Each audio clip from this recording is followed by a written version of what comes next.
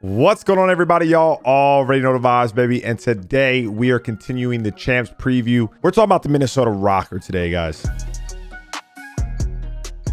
If you don't already know, the team consists of Attach, Standy, Priesta, and Major Maniac. This squad has been a team, this four, since stage 4 and stage 5. They are the champions currently. They won the stage 5 major, honestly, in kind of dominant fashion. Yeah, you can say the finals versus Toronto, they were down 4-0, but all maps that each team won in that finals was dominant. It wasn't really close. It was like the closest but most dominant series that you could possibly have. Like, it's never been seen before. That comeback has never happened before. They looked lights out, man. This team is obviously built around a mix of very experienced veteran players. They have the young superstar in Standy, who's been lights out ever since he started in the CDL.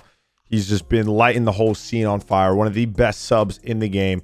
Got MVP at stage 5. So they have the perfect mix of players. They really do.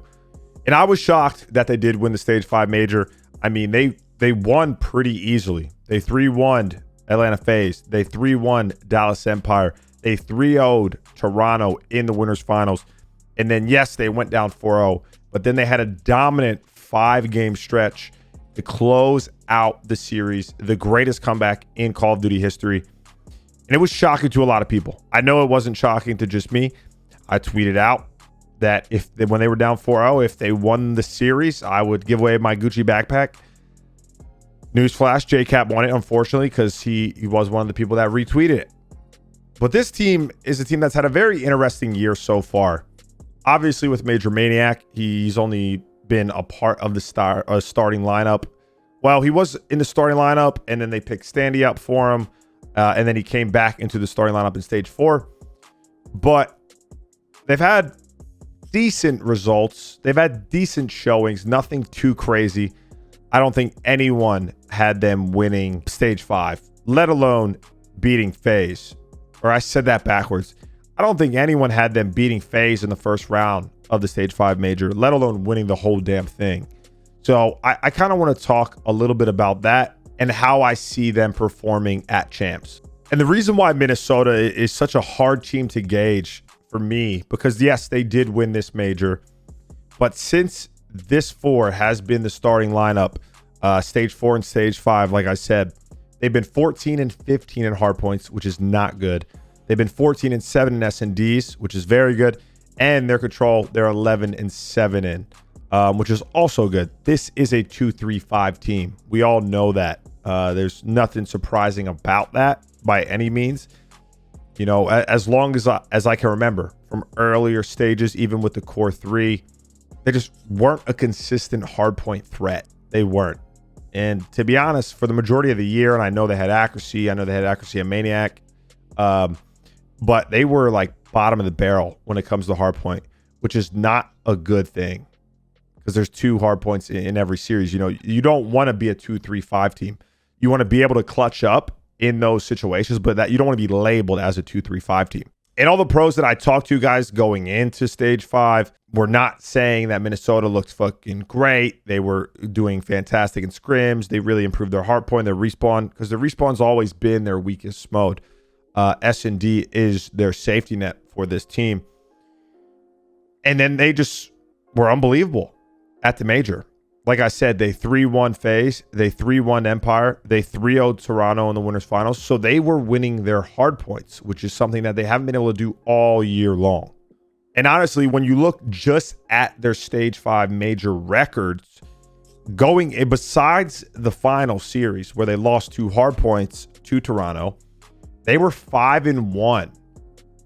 5-1 against some of the best hardpoint teams in the game. Atlanta FaZe, Dallas Empire, Toronto Ultra before the finals.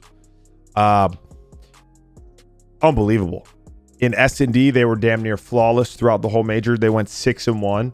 One of the biggest reasons why they won stage 5 was because their S&Ds. They were able to win 3 of the 4, I believe, in the finals. And then their control was solid, 3-2. You know, nothing crazy at the major, but it was serviceable. It was enough to get the job done. And I mean, as a whole in stage 5 from the group to the major, the team was phenomenal individually.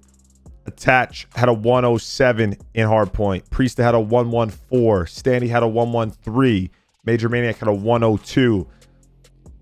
You couldn't have asked for a better stage 5 in terms of hardpoint for them, because normally they are getting outslayed.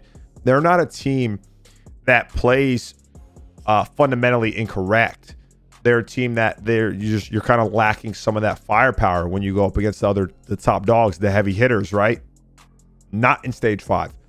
I don't know if something clicked or what, because if we look at their overall stage 5, even including the group stages, they were 9-7 in hardpoint, which is okay.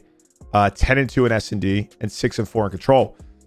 So they're still a 2-3-5 team, in my opinion, but they're getting their hardpoint, or at least their hardpoint as of late has been good enough to where you can steal one. You know, for a long time, Minnesota, they were damn near just guaranteed losing two hardpoints. So it was going game 5. They had to win both S&Ds. They had to win the control. But at the major, besides the finals, I guess, that wasn't the case. And I don't want to, I'm not saying that their win was a fluke by any means. It was well-deserved. They played great all weekend long. But this is just something that catches you off guard. You know, was it just a weekend, a couple days span where everything was going right for them? They were heating up at the right times, firing on all cylinders at the right times, right? Is this something that they can replicate? Or was the main factor just all 4 of these players being on at the same time, which we haven't really seen throughout the year, right? Normally there is some player that is having a down series on this Minnesota team. Wasn't the case in stage 5. And them winning stage 5 was the best and worst thing that could possibly happen to this team. Now, it was the best because it guaranteed them a winner's bracket spot at champs. So now they have kind of a buffer. If they do lose, they have the option. They have the opportunity to make a loser's bracket run, right? They also have the most confidence right now. You know, they're feeling great. They won the last major event. Okay. Champs is literally what, 2 weeks later.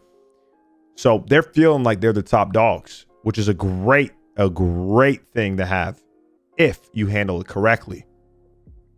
On the opposite side of that is, you know, it's hard. I'm not saying they're egotistical, anything cocky, but it's hard to not be feeling yourself. You know, when you win, especially this late in the year, you win like that, you're feeling yourself.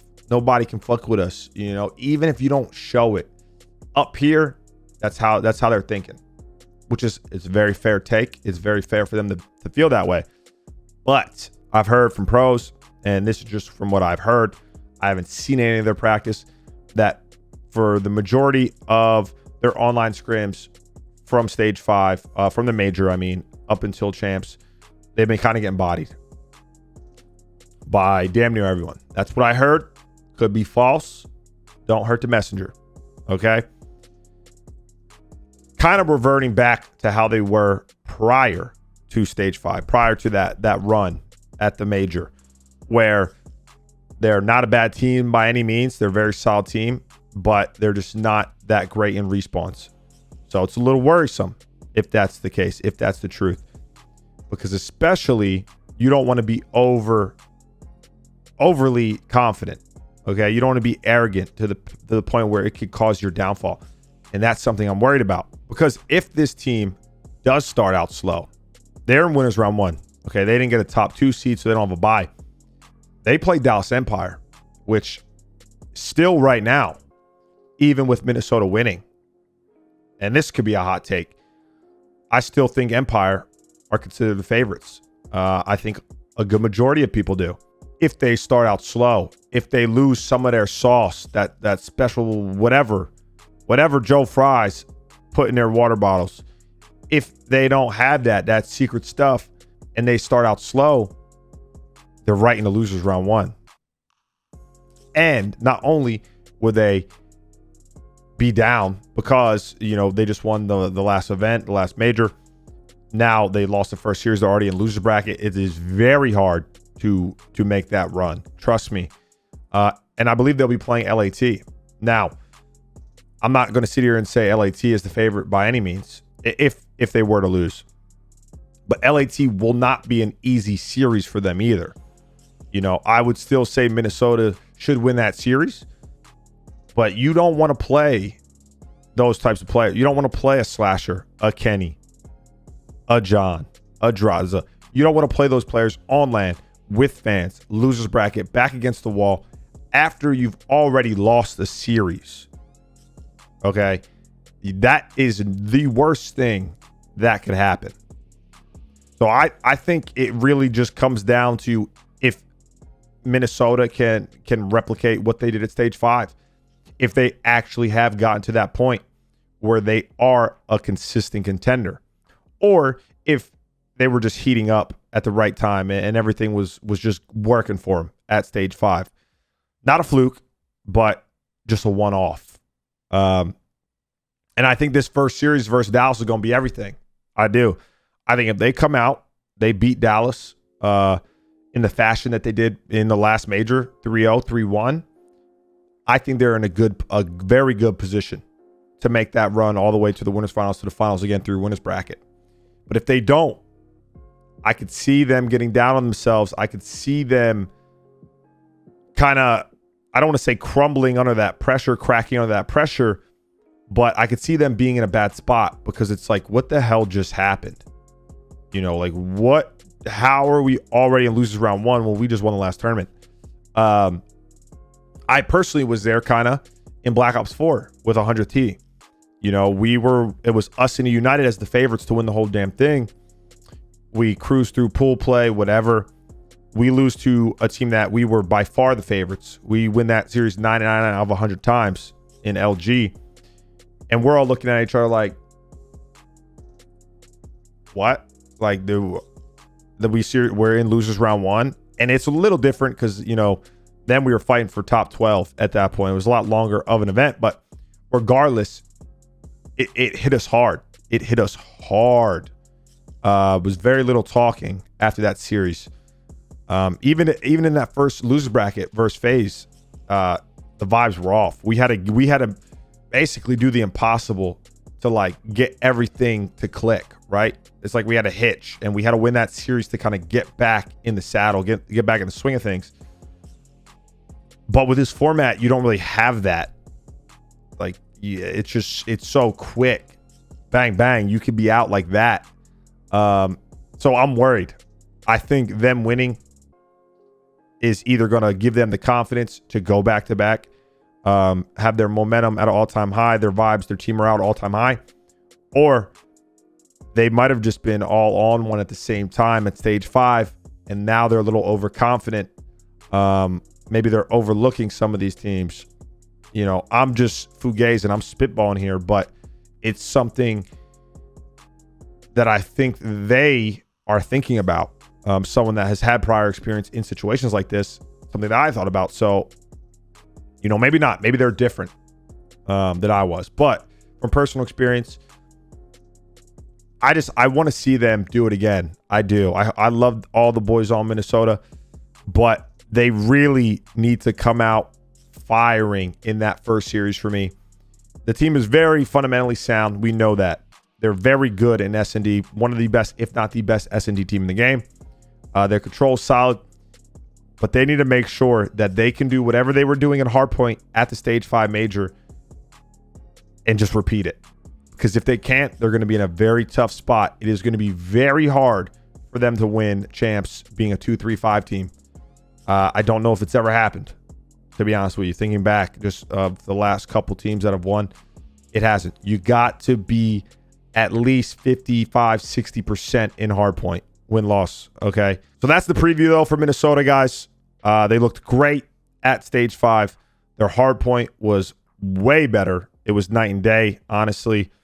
And I think that's going to be the biggest thing. It's going to be them keeping their Hardpoint where it was at.